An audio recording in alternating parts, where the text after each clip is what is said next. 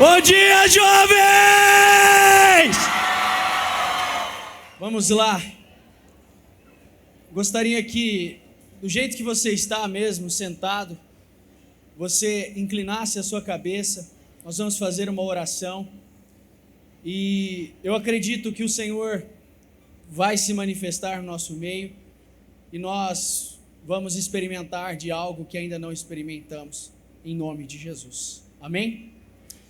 Ó meu santo e poderoso Deus, Senhor, nós te agradecemos. A palavra que nós temos a dizer neste dia é obrigado.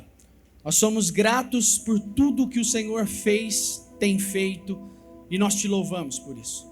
Mas, Senhor, a nossa alegria ela não está condicionada aos resultados que temos, mas sabemos que a nossa alegria ela está condicionada a quem o Senhor é. Meu Deus, de nada nos vale termos uma estrutura como essa, um lugar, de nada vale, Senhor, termos uma boa estrutura, um bom som, uma boa chácara, se o Senhor não estiver. A realidade é que se o Senhor não estiver aqui e não for o centro, tudo isso, Senhor, é em vão. Então eu peço que o Senhor seja o centro absoluto de tudo, de cada coisa que vai acontecer, cada palestra, cada louvor, cada adoração. Meu Deus, que cada palavra que não seja a nós, mas que seja o teu Espírito conduzindo absolutamente tudo. Nós te agradecemos, te louvamos, porque o Senhor é bom e a sua bondade, meu Deus, e o seu amor dura para sempre, em nome de Jesus. Amém? Vamos lá, aqueles que quiserem se sentar, pode se sentar. Deus, Ele é especialista em transformar tristeza, choro em alegria.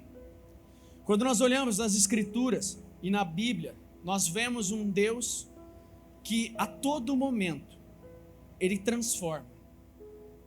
Diversas passagens, Jeremias, você vai perceber o Senhor falando que Ele trocaria a tristeza por alegria. E eu acredito que o Senhor tem isso para nós. 2024 foi um ano incrível na minha vida. Foi um ano extraordinário. Mas 2023 foi um ano em que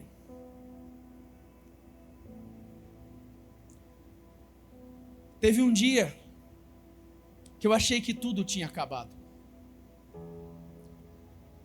E quando eu digo acabado, eu achei que a minha vida mesmo, ministerial, tinha se encerrado. E eu chorei muito. Mas a todo momento em que eu estava chorando, eu me lembrava de uma palavra que o Bispo Maurílio sempre nos ensinou: dê a resposta certa. E a resposta certa para nós é adorar, mesmo em meio à pior dor. A Bíblia diz que os que semeiam com lágrimas, eles colhem com alegria. Os que semeiam, muitas vezes, na dor, vai colher. Essa é uma promessa bíblica, isso está garantido. É um grupo específico daqueles que semeiam com lágrimas, eles vão colher com alegria. E eu pude ver o Senhor trabalhando muitas coisas em mim. E quando eu orei sobre essa palavra, em 2024 aqui, eu não sabia o que ia acontecer. Mas quando eu fui para Israel, ali um ano depois, exatamente um ano depois, aonde eu achei que tinha acabado, o Senhor concedeu a mim uma nova alegria. E eu acredito que o Senhor tem isso para nós. Sabe, eu posso citar outras situações que aconteceram na minha vida, aonde eu pude estar em lugares que de forma literal eu tinha chorado muito. Eu me lembro que muitas vezes eu chegava com o meu carro e eu parava na garagem da minha casa, da casa dos meus pais, e por várias vezes eu chorei. Chorei por um vazio, chorei porque não tinha perspectiva, chorei porque estava vazio de Deus. Só que eu tive a oportunidade de voltar neste mesmo lugar, e eu já relatei isso aqui. E quando eu voltei neste mesmo lugar, eu já voltei num contexto completamente diferente.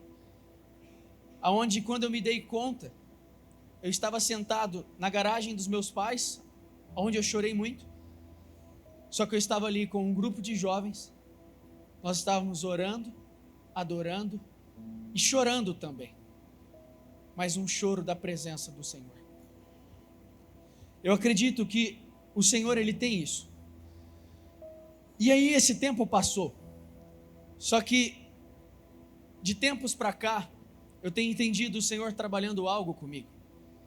E trabalhando uma passagem específica que está no livro de Abacuque. Onde o Senhor diz, Abacuque ora e diz, olha, ainda que a figueira não floresça, ainda que a videira não dê o seu fruto, ainda assim eu me alegrarei. E é sobre isso que nós precisamos entender. Eu posso dizer isso. Eu, Guilherme, talvez tinha tudo o que um jovem como você deseja. Mas ao mesmo tempo que eu tinha tudo, eu não tinha nada. Do tamanho das coisas que eu possuía, era o tamanho do vazio que existia em mim.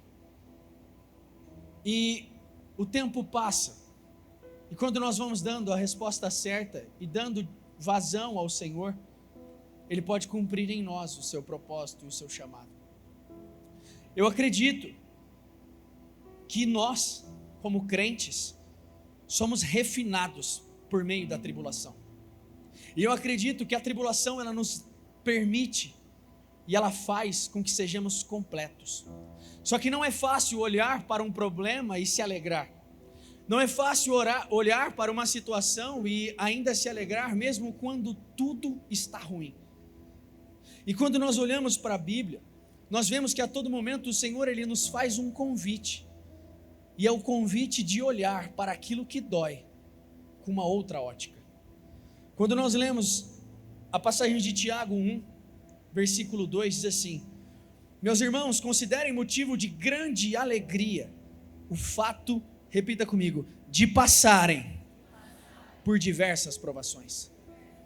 O convite de Tiago aqui é um convite para nós olharmos para os problemas e nos alegrarmos. E só é possível olhar para os problemas e se alegrar se você encontrou a verdadeira alegria. E a verdadeira alegria não é um sentimento, mas a verdadeira alegria é uma pessoa, e é a pessoa de Cristo. A verdadeira alegria não é um sentimento, não é uma emoção, mas a alegria verdadeira, ela é o próprio Jesus. E nós precisamos entender que tudo se trata sobre Ele. A Bíblia diz em Efésios 1 que tudo converge no Filho. E nós precisamos pensar nisso. Porque talvez o dia de amanhã nós vamos estar diante do trono do Senhor. E o que nós vamos apresentar a Ele? Será que as nossas canções adoram Ele verdadeiramente? Será que as nossas orações colocam Ele no seu devido lugar? Porque nós vamos prestar conta disso. E o Senhor precisa estar no lugar que é dele, no lugar devido, que é o centro. E eu vejo um grande mover para esse sentido, onde o Senhor, Ele está nos conduzindo para este lugar. E é um lugar que é uma alegria que independe das circunstâncias. Ei, olha o que Tiago está falando. Tiago está dizendo, olhe para um câncer, olhe para um problema, olhe para uma adversidade e sorria. Você precisa ter muita fé para fazer isso. E eu não digo que você precisa ter muita fé, mas você precisa ter a fé na coisa certa. Porque senão é impossível fazermos isso. Nós não vamos conseguir fazer isso. E uma das coisas que eu pude perceber, e eu quero ensinar isso a vocês hoje, que todas as vezes que a sua alegria está condicionada a algum tipo de resultado, você vai se frustrar. Porque as coisas não dão certo, às vezes, e está tudo bem. Às vezes as coisas não vão fluir do jeito que você deseja, e está tudo bem. Quando nós olhamos para o livro de Jó, e aqui teve um ensinamento que para mim é muito importante, diz assim: e o Senhor disse a Satanás: você reparou no meu servo Jó? Não há ninguém como ele na terra. É um homem íntegro e reto, que teme a Deus e se desvia do mal. Então Satanás respondeu ao Senhor: Será que é sem motivo que Jó teme a Deus? Não é verdade que tu mesmo puseste uma cerca ao redor dele, da sua casa e de tudo o que ele tem, e abençoaste a obra de suas mãos, e os seus bens se multiplicaram na terra? Aí o diabo fala: mas estende a tua mão e toca em tudo o que ele tem, para ver se ele não blasfema contra ti na tua face. O que nós precisamos entender: todas as vezes que você permite que a sua alegria esteja condicionada às bênçãos que Deus concede a você, ao favor que Deus concede a você, às coisas que você possui, que foram dadas e entregues pelo Senhor, todas as vezes que você permite que a sua alegria ela esteja pautada nesse tipo de coisa, você está dando a Satanás o que ele queria de Jó. O que Satanás queria de Jó era mostrar que a fidelidade dele não era incondicional, mas condicionada a tudo estar bem. E o Senhor nos chama para este lugar, um lugar onde nós vamos nos alegrar, mesmo quando tudo está ruim, um lugar onde nós vamos nos alegrar, mesmo quando tudo dá errado. E eu posso ver, eu vi o Senhor trabalhando isso comigo no ano todo, 2024 inteiro, onde todas as vezes em que eu orei por algo, eu desejo algo, e tem coisas que eu oro há muito tempo, e de verdade que elas não aconteceram, só que eu entendi o Senhor falando comigo, e Ele dizendo: independente dos resultados, você precisa se alegrar, e a sua alegria tem que estar em mim. E de verdade não é fácil você se alegrar quando tudo te mostra que não vai acontecer. A cada negativa você diz, e eu tenho isso comigo, a cada negativa eu digo: todavia eu me alegrarei. Todavia eu me alegrarei. E essa é a oração que eu mais fiz em 2024 inteiro. Todavia eu me alegrarei. E nós precisamos nos alegrar. Se você me perguntar: você recebeu o que você tanto queria e deseja? Não. Mas eu ainda me alegro. Hoje, meu coração se encheu de alegria quando eu entrei nessa chácara e eu vi cada um dos colaboradores. Eu vi cada um servindo com amor. E eu fiz questão de entrar ali, de abraçar cada um e de falar obrigado. Porque se não fosse eles, nada disso teria acontecido. Ontem ficaram aqui praticamente o dia inteiro. E hoje madrugaram, chegaram aqui alguns 4 horas da manhã. E nós precisamos nos alegrar. E o Senhor, Ele nos convida para este lugar. Abacuque 3,17 diz assim: ainda que a figueira não floresça, nem haja fruto na videira, e ainda que a colheita da oliveira decepcione, e os campos não produzam mantimento, ainda que as ovelhas desapareçam do aprisco, e nos currais não haja mais gado, mesmo assim, repita isso comigo: mesmo assim, eu me alegro no Senhor, e exulto no Deus da minha salvação. O que Abacuque está dizendo a ele?